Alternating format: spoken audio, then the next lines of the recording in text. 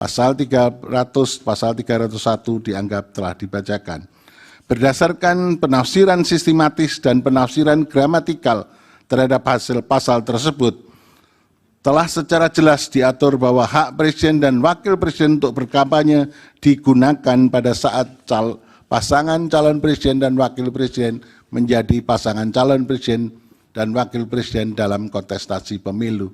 Hal ini tampak pada pasal 301 Undang-Undang Pemilu.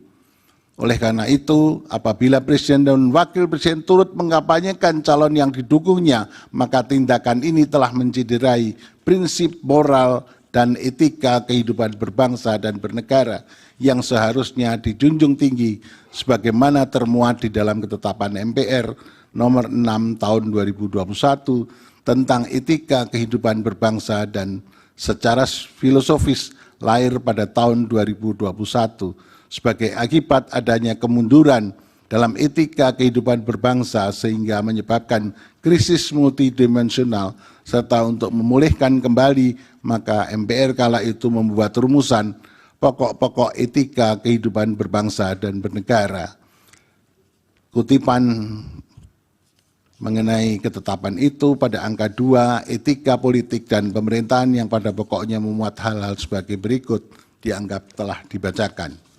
Etika kehidupan berbangsa ini perlu disinggung kembali dan ternyata hingga kini masih relevan untuk dipertimbangkan dan diterapkan setidak-tidaknya sebagai kaca benggala agar pemerintah dan para elit politik mampu bersikap jujur, amanah, sportif, siap melayani, berjiwa besar, memiliki keteladanan, rendah hati, siap mundur dari jabatan politik apabila terbukti melakukan kesalahan secara moral, kebijakannya bertentangan hukum dan rasa keadilan masyarakat.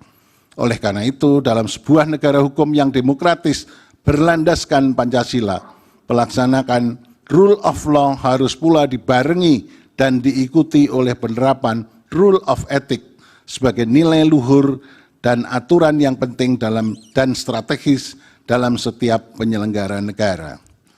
Kembali ke soal perselisihan hasil pemilu. Sejak pemilu presiden dan wakil presiden tahun 2004, 2009, 2014, dan 2019 tak pernah ditemukan pemerintahan yang turut campur dan cawe-cawe dalam pemilihan presiden dan wakil presiden. Akan tetapi pada pemilihan presiden dan wakil presiden tahun 2024 terjadi hiruk-pikuk dan kegaduhan yang disebabkan secara terang-terangan presiden dan aparaturnya bersifat tidak netral, bahkan mendukung pasangan calon presiden tertentu. Apa yang dilakukan presiden seolah-olah mencoba menyuburkan spirit politik dinasti yang dibungkus oleh virus nepotisme sempit yang berpotensi mengancam tata nilai demokrasi ke depan. Oleh karena itu, dalam memeriksa, mengadili dan memutus perselisihan hasil pemilu presiden tahun 2024 ini, Mahkamah Konstitusi sepatutnya tak boleh hanya sekedar berhukum melalui pendekatan yang formal, legalistik, dogmatis, yang hanya menghasilkan rumusan hukum yang rigid, kaku, dan bersifat prosedural, melainkan perlu berhukum secara informal, non-legalistik, ekstensif, yang menghasilkan rumusan hukum yang progresif, solutif, dan substantif, tak kalah melihat adanya pelanggaran terhadap asas pemilu yang langsung, umum, bebas, dan rahasia, jujur, dan adil, sebagaimana ketentuan pasal 24E ayat 1 Undang-Undang Dasar 45, serta demi menegakkan prinsip keadilan pemilu. Hal ini kemudian ditegaskan kembali oleh Mahkamah pada putusan nomor 85